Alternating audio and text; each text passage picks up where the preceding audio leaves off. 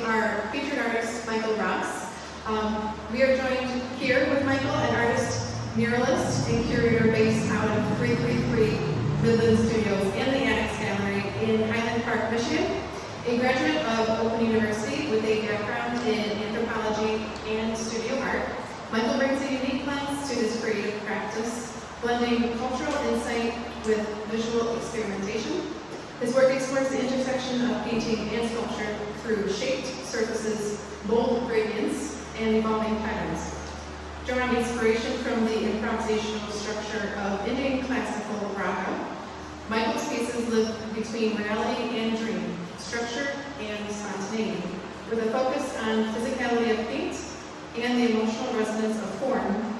His art invites viewers into layered, immersive experiences. Michael, thank you for being here. Let's dive in. We're going to start with a couple of different questions and give Michael the floor to respond. First question for the hot seat. Your background in anthropology is unique for a visual artist. How does your study of human cultures and systems influence your approach to painting and form? That is a really good question. Let me see if I can come up with a good answer to it.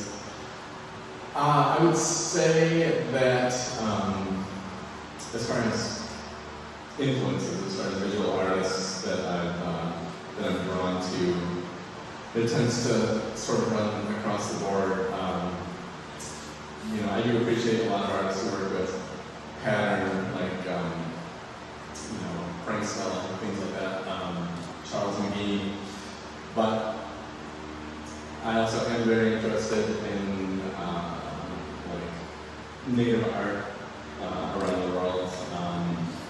I think studying a lot of different cultures in school sort of opened me up to that kind of thing, or exposed me at least to that kind of thing. And I don't think ever consciously, but I think a lot of that stuff just sort of worked its way into my version of what visual art can should look like.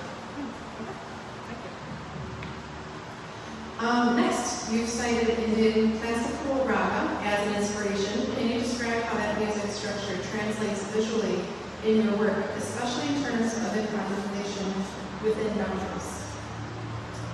Yeah, so I do listen to a lot of music while I'm working. And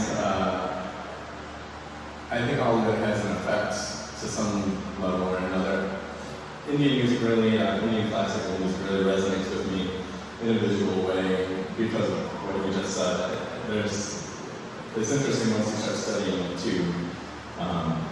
There is a set structure in Indian classical music, and then there are entire segments where the performer is free to improvise.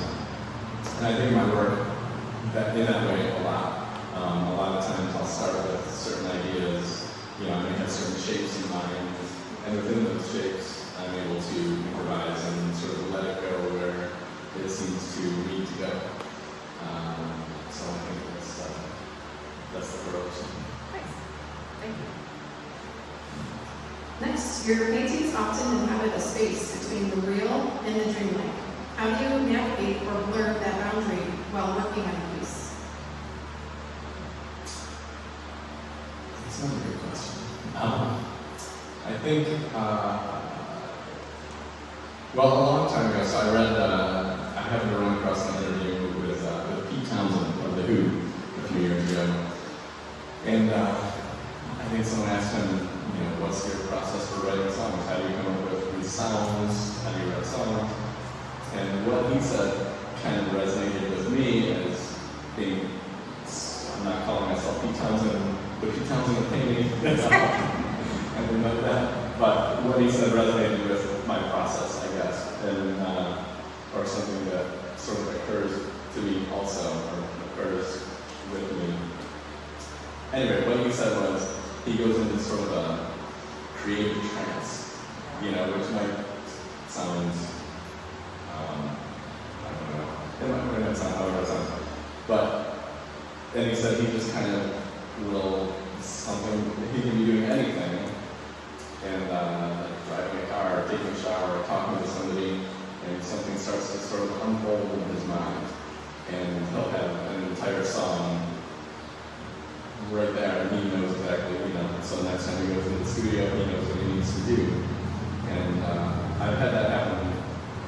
that's been the case with a lot of these paintings. I'm doing whatever I'm doing, and a visual idea sort of comes to me, and I sort of work through it in my mind, and before I know it, it's mostly complete. Sometimes not complete, but sometimes at least the skeleton of the idea there, and sometimes the entire thing is there. And then I just go in the studio, and then it's the matter of putting it into action. So, to answer your question, that almost feels like a sort of a dream state, running parallel to the conscious state, where, we might still be talking, but there's another thing going on that's out of my control, and it's a different part of my brain, and it's sort of working on something else.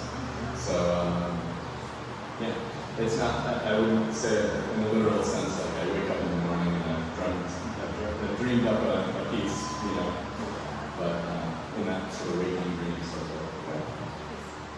Thank you. So the shaped sculptural surfaces of your paintings challenge the traditional rectangle. What draws you to break the plane of the canvas, and how do you see that shaping the viewer's experience? That's something, the shaped pieces are something that's sort of came about gradually. I've always worked with a lot of pattern, shapes, things like that within the painting.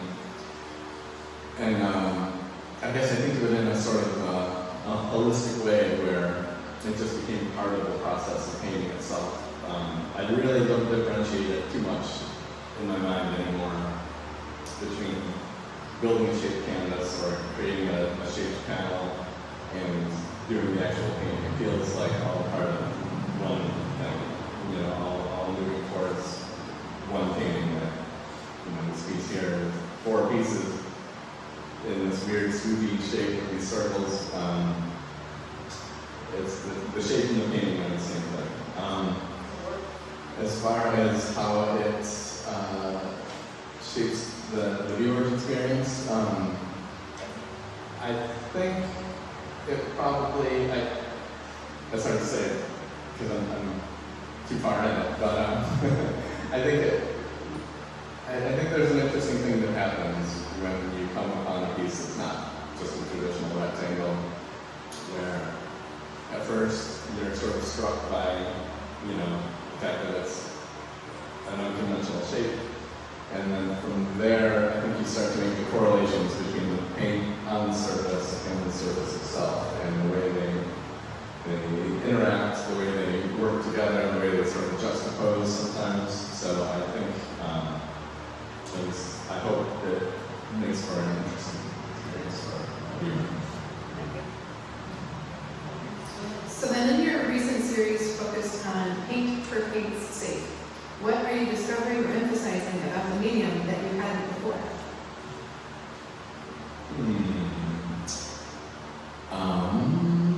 Well, I just kind of love paint. I love the way it works on the surface, whether it's a smooth surface and it's kind of sliding around, or a canvas where it's soaking in a little bit more. I love the different ways that it sort of interacts between the brush and, between myself and the brush and the canvas. Paint can do all kinds of different things. So I think about the medium of paint itself a lot while I'm painting, and I think it becomes just as much a part of the painting as the subject matter. Like there's a bird, but I also think that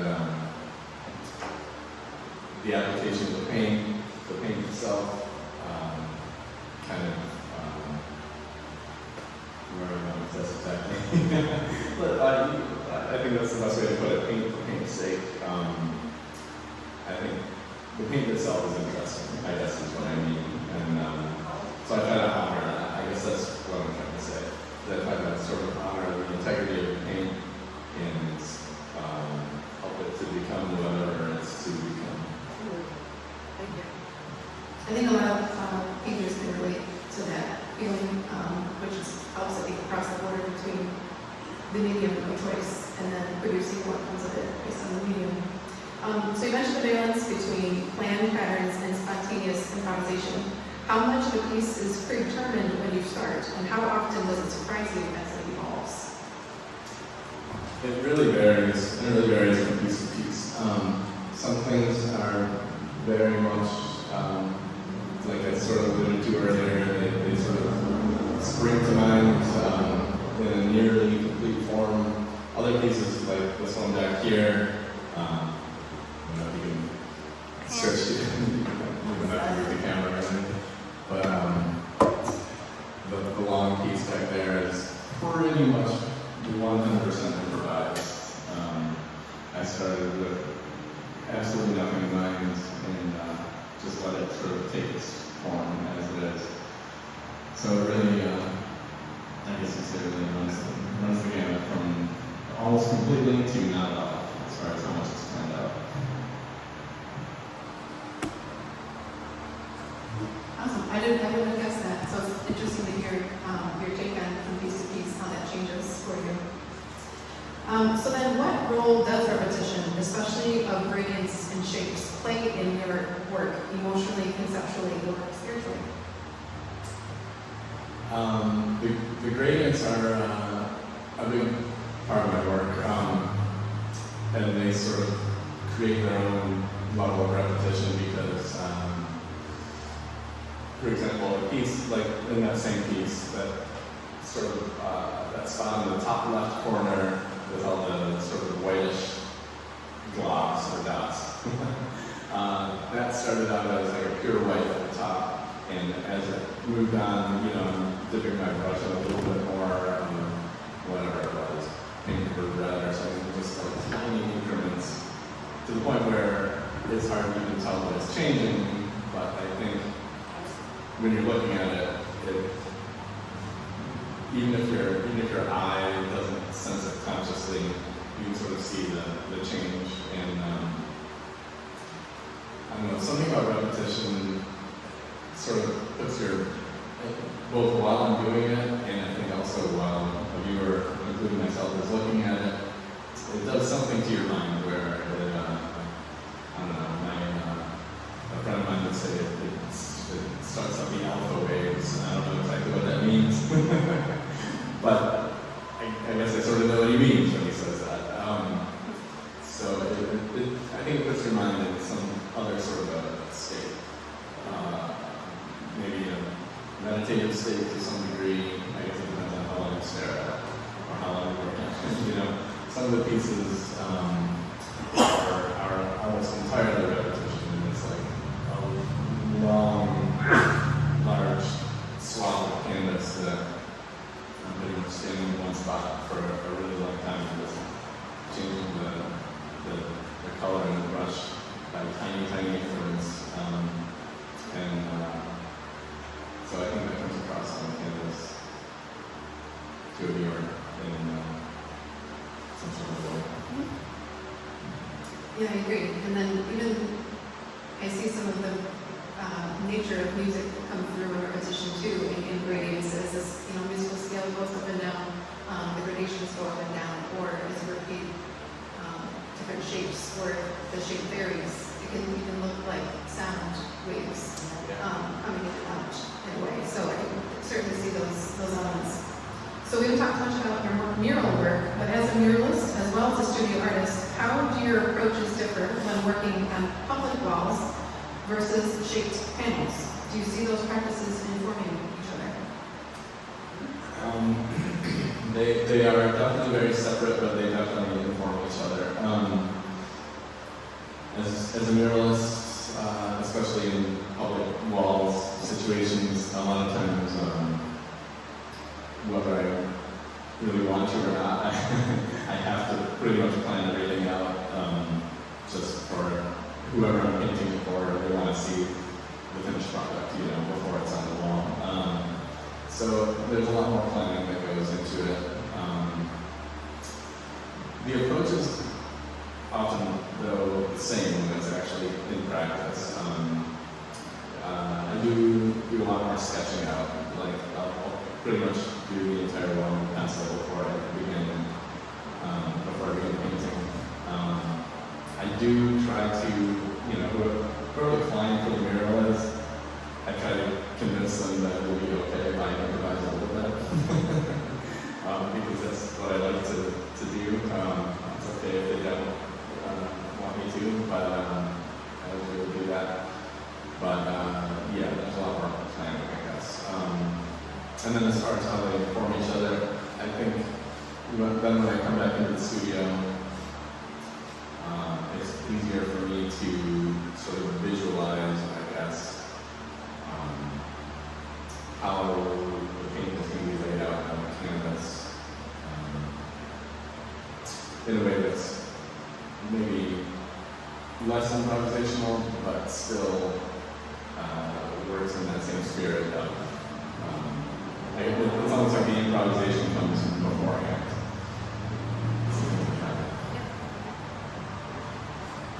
So then you described your work as offering a sense of peace and well-being. In a world full of uncertainty, do you feel responsibility or even a personal need to make art that centers calm? I hope to. A lot of times I choose a color palette in a way that I hope is sort of calming. I know there's a lot of loud and contrasting colors in a lot of places, but I think the sort of matching of all those things together ends up having an effect that, at least for me, is calming.